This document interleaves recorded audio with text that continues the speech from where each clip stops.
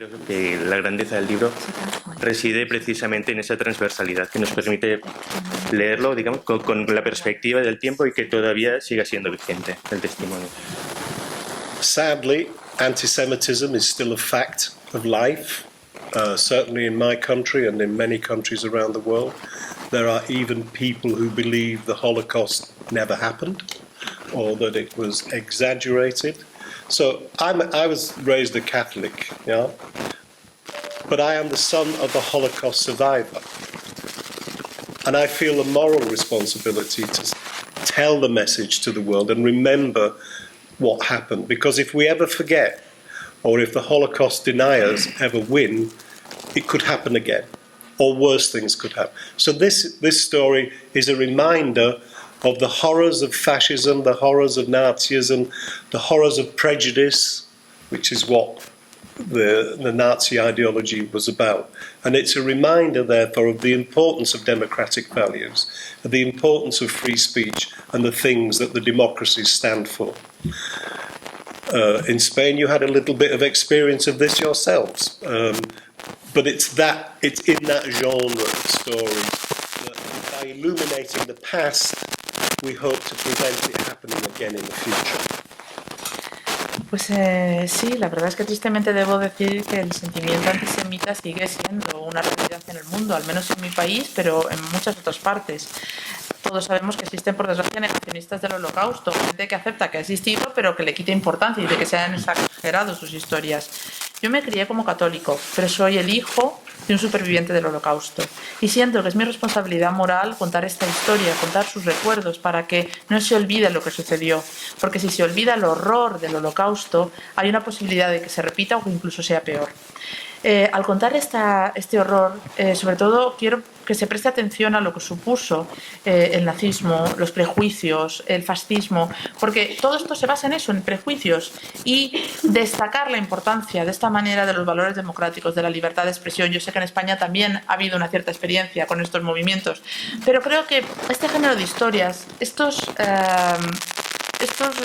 recuerdos, lo que hacen es, al mostrar el pasado y poner el foco en el pasado, también iluminamos un camino hacia el futuro mejor. La situación en Ucrania, ¿no? La trampa de Tucídides, que habla de que el poder incumbente está intentando sobreponerse al poder gobernante, que es Estados Unidos, ¿no? ¿Usted cree que puede haber en algún momento un enfrentamiento militar entre Estados Unidos y China?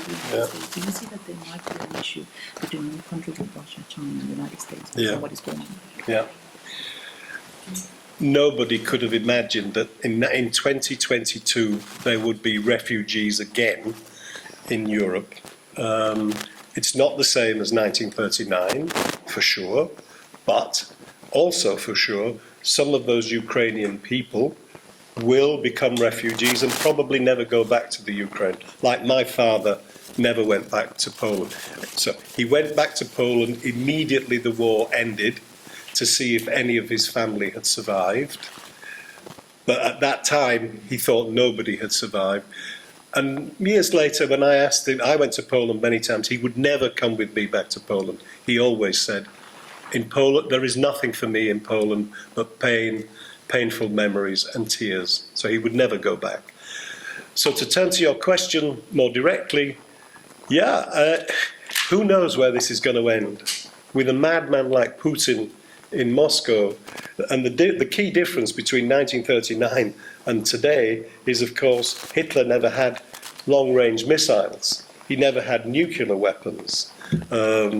He developed rockets that bombed London, but it was too late in the war. The V2 bombs, I don't know if you know, but the V2 rockets killed many people in London, but he developed them very late in the day.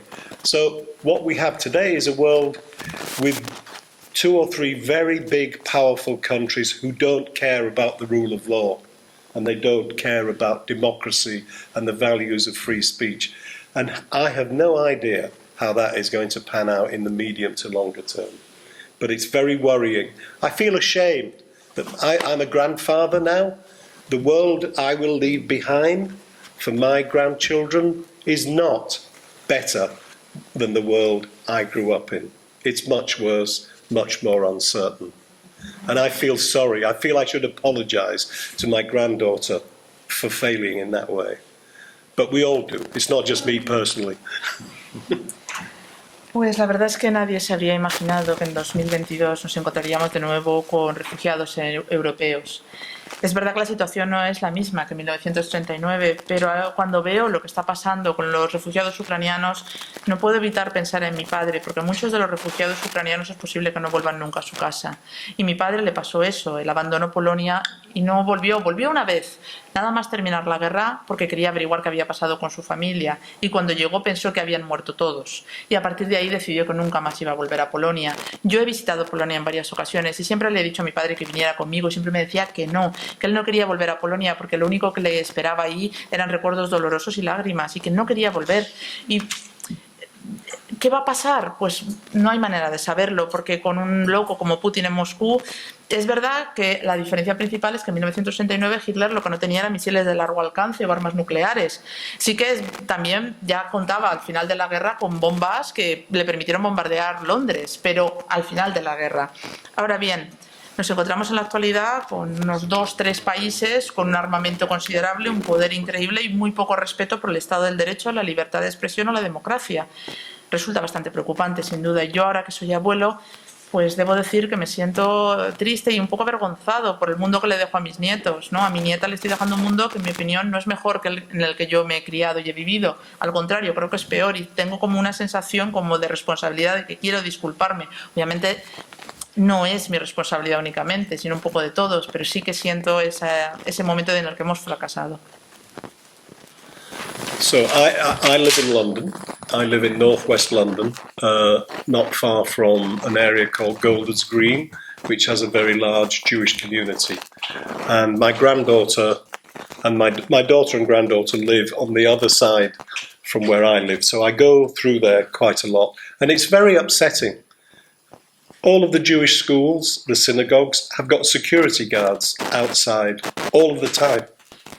And I remember also a few years ago in Paris, pre-COVID, I had to go for a business meeting to Paris, and the business meeting was very near a Jewish school. And I saw all the children coming out of the school, and they had armed police to guard them. So obviously, to be a Jew, certainly in parts of Europe today, is a dangerous thing. There is a chapter in my book where the first sentence this is my dad speaking, in which he says, "I can't remember exactly when I realized that being a Jew was a life-threatening condition." Yeah? And unfortunately, for many Jewish people in Europe today, the same is still true, because there is still that hate there, and it's still a problem that we can't ignore. But I hope if more people read my book and understand what anti-Semitism leads to, I hope it will help reduce it. The question of the Ukraine, I wouldn't claim to be an expert on exactly what's happening there. I think there are parallels because there is large-scale refugees, but there isn't the same there hasn't been a sustained ideological campaign over many years preparing the Russian people in the same way that Hitler, for years, I mean, remember, he came to power in 1933, the war was 6 years later, the final solution emerged a little bit after that. So there isn't a direct parallel, in my opinion, with what's happening to the Ukraine today, with what happened to the Jews in Europe. But certainly in relation to the problem of refugees and what can happen when you have a dictator with no controls, the parallels exist there for sure. Bueno, pues yo vivo en Londres y vivo en la zona noroeste, y muy cerca de mi casa hay una comunidad judía bastante grande, y mi hija y mi nieta viven al otro lado de esta comunidad, entonces yo atravieso esa zona con mucha frecuencia para ir a visitarlas. Y a mí me angustia, sin duda, ver que tanto en la puerta de las sinagogas como de los colegios judíos suele haber seguridad, siempre. Y, por ejemplo, también tuve que ir a París antes de la pandemia a una reunión y justo al lado donde teníamos la reunión había un colegio judío y los niños estaban saliendo de clase y había policía armada protegiendo la salida de clase. A mí eso también me impactó enormemente, porque claramente hay zonas en Europa donde todavía ser judío es peligroso.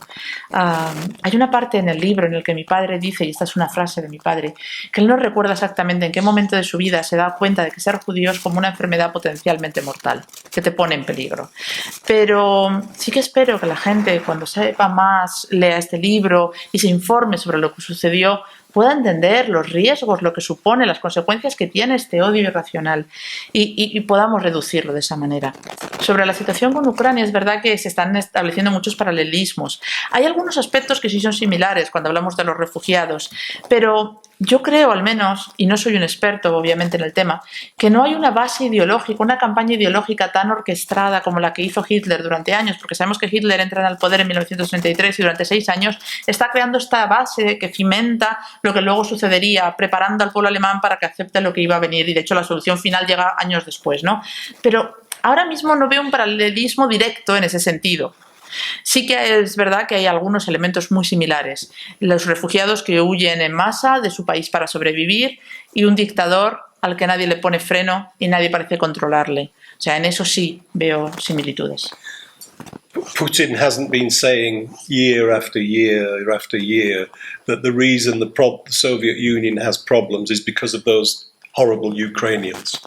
He hasn't been ideologically preparing the mass of Russian people to go enthusiastically to invade the Ukraine in the same way that he did with the Germans and German army. So, but he is a dictator. He's a totalitarian. He's got no effective controls over his behavior. So he can certainly he is doing a huge amount of damage of the kind that the Nazis carried out in Poland and in Russia and during the war. Y yo al menos, es verdad que la sensación que tengo es que Putin no lleva años diciéndole a los rusos, al pueblo ruso, que todos los problemas desde la caída de la Unión Soviética han sido por esos horribles ucranianos, que son la culpa de todo, ¿no? No ha preparado de esa manera a su pueblo para que el día que se inició la invasión los rusos fueran como locos, vamos a por ellos, que son la causa de todos nuestros problemas. Sí que es verdad que es un dictador y que tiene un régimen totalitarista, que nadie le controla y que está haciendo ya un daño que sí que se puede comparar al daño que hizo Hitler, tanto en Polonia como a la población rusa en su momento. So, a big part of the story, yeah, when you read the book. So imagine 1947. My father is 21 years old. He's in the British Army. He had been in the Free Polish Army when he first got to the United Kingdom. But because of anti-Semitism in the Free Polish Army, most of the Jews, including my father, left and joined the British Army. So it's 1947. He's been to Lodz. He thinks all of his family are dead. That's wrong, by the way. One brother had survived, but he didn't find that out until 1957. So he's in Britain, in a strange country, believing now, because the communists have taken control in Poland and he's got no family, this is where he's going to live for the rest of his life. And there are anti-Semitic riots taking place on the streets of London, Liverpool, and Glasgow and Manchester. Why? Because the Irgun in Palestine had just killed some British soldiers, and so in their fight to make Palestine a Jewish state, and the British media were full of these stories attacking the Irgun and attacking the Jewish terrorists. That's what they called them, the Jewish terrorists. So there were riots, anti-Semitic riots, and some of the fascists and the Nazis who were still there, they'd never gone away, they'd been there before the war, but they had to keep quiet during the war, but they were still there. They were leading and organising anti-Semitic riots in the United Kingdom. So my father, alone in the world, in a foreign country, blonde, blue eyes, thinks, maybe it's not so smart to come to tell everybody that I'm a Jew. He then gets a job training to be a tailor, which is a very traditional Jewish job, but he got this job, and he goes to college to learn how to be a better tailor, and he meets a very beautiful Irish girl who is a Catholic. That's my mother. So he says to this Irish girl, hey, look, I'm blonde, I'm blue-eyed, I'm Polish, of course I'm a Catholic. Because he knew that my mother would never have had a relationship with him if she didn't believe he was a Catholic as well. So for 12 years, well, in fact, more than 12 years, he lived a lie. He lived everybody believing he was a Catholic. In 1957, he discovered that his brother had survived and was living in Israel, right? He wanted to see his brother. So he brought his brother to England, but he wrote a letter to him saying, Nathan, that was his name, Nathan Hirschman, everybody here thinks my name is Henryk Karbowski. Nobody knows my name is Chaim Hirschman. They think I'm Henryk Karbowski. So when you come here, you must be Michael Karbowski. You're a Catholic and you married a Jewish woman. That's why you're living in Israel. So Michael comes, or Nathan comes. He only speaks Polish, Yiddish, and Hebrew. So it wasn't difficult for him to avoid getting into any conversations with English people. But the Polish people living in the neighborhood, they knew, they worked it out. And when he went back to Israel, they told my mother, you know what, that guy's a Jew. And if he's a Jew, that means your husband is a Jew. So that was the first time that my mum realised that he told a lie, a very, very big lie. And, you know, later on, he was ashamed. Lots of Jewish people told lies about being a Christian. It was a way of surviving the war. He kept it going for a very long time. And he also tricked a priest into marrying them in a Catholic church, okay? So it was complicated. And later on, he did feel ashamed and embarrassed about it. And this was part of the therapy for him too. He was able to talk about it finally, openly, with somebody, me, and my brothers. And he was very pleased. I think he knew I was brought up in the Irish Catholic world, right, which probably had elements of anti-Semitism around it. So I think he was a little bit worried that maybe we would be cross, that he was Jewish and that he lied about it. Of course we weren't. He's our father. We wanted to love him, and we all wanted to know why it had been so difficult for us to love him when we were children. But he became a wonderful grandfather. He admitted he was not a good father, but we also acknowledged he was a great grandfather. And that was his way of trying to make up for his deficiencies when we were children. Pues, so is that too much? Bueno, hay que tener en cuenta toda la situación en la que vive mi padre, porque él se encuentra en 1947. En el libro cuento la historia de que en ese momento tiene 21 años. Es parte del ejército británico. Él originalmente, cuando llega al Reino Unido, se alista en el ejército libre de Polonia. Pero allí había mucho antisemitismo y muchos de los judíos que estaban, aunque eran polacos, se salen del ejército polaco para unirse al ejército británico donde se sentían más seguros. Entonces él se encuentra ahí. Él ha visitado Lodz. Piensa que su familia está muerta, aunque no es del todo verdad. Uno de sus hermanos, el hermano mayor, ha sobrevivido, aunque lo descubre más adelante en los 50. Está en un país que no es el suyo, en el Reino Unido. Polonia ahora le pertenece a los comunistas. Y además hay una serie de protestas en ese momento en el Reino Unido contra los judíos. Que tienen lugar tanto en Londres como en Liverpool, como en Glasgow, como en Manchester, porque el Irgun en Palestina ha habido una serie de ataques y han muerto soldados británicos. E inmediatamente los periódicos británicos publican un montón de noticias contra lo que ellos denominan el terrorismo judío. Y todos esos fascistas, esos nazis que durante la guerra se habían escondido en Inglaterra y se habían callado porque estaban ahí, pero no se callaban porque sabían que era peligroso confesar quiénes eran, pues aprovechan esta oportunidad para generar todas estas protestas y este movimiento en las calles. Mi padre, en medio de un país donde él está completamente solo a los 21 años, dice: este no es un muy buen momento para confesar que yo soy judío. Y como soy rubio y tengo los ojos azules, pues yo aquí callado. Entonces, Él encuentra un trabajo en una profesión tradicionalmente judía, aunque no le contratan por eso, y empieza a formarse como aprendiz de desastre. En esa formación conoció a una mujer guapísima, irlandesa, católica, de la que se enamora, que es la madre del autor, y se da cuenta que, bueno, soy polaco, soy rubio, tengo los ojos azules, y a esta mujer le digo todo esto y ya va a pensar inmediatamente que soy católico, y si yo le digo que no lo soy, no me va a hacer ni caso, así que se calla y mantiene esta relación mintiendo, y durante más de 12 años vive una mentira, vive como si fuera un católico.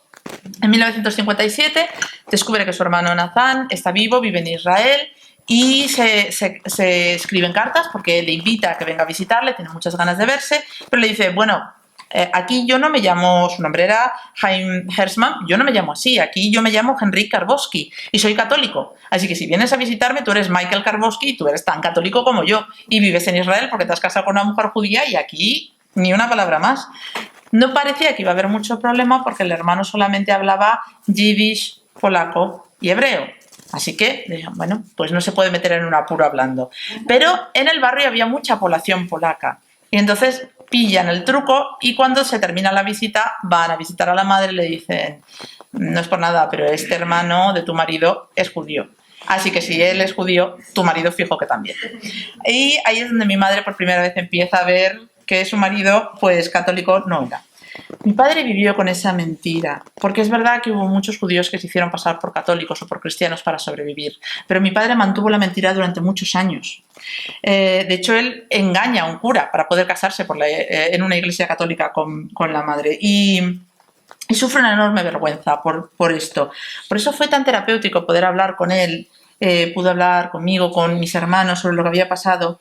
Nosotros nos criamos en una comunidad católica irlandesa y sí, probablemente había había algunos atisbos de antisemitismo entre algunos de los miembros de dicha comunidad, y él quizá pensaba que sus hijos estarían enfadados con él por la mentira, y no, para nada, porque éramos sus hijos y nosotros le queríamos, y en el fondo lo que queríamos entender es por qué se había comportado como se había comportado cuando éramos pequeños, porque fue un padre terrible cuando éramos pequeños. Eso sí, él, una vez que se liberó de esa vergüenza y se aceptó como era, hizo todo lo posible por compensarnos, por acercarse a nosotros, y se convirtió en un abuelo estupendo.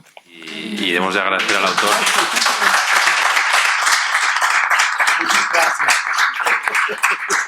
Y sí que me gustaría decir, bueno, muchas gracias al editor también. Lo que sí que me gustaría es emplazarle para cuando tenga listo el segundo libro, que por favor venga aquí en primer lugar. Porque tiene mucha historia para contar. Y la cuenta maravillosamente bien. Gracias a todos. Thank you. Thank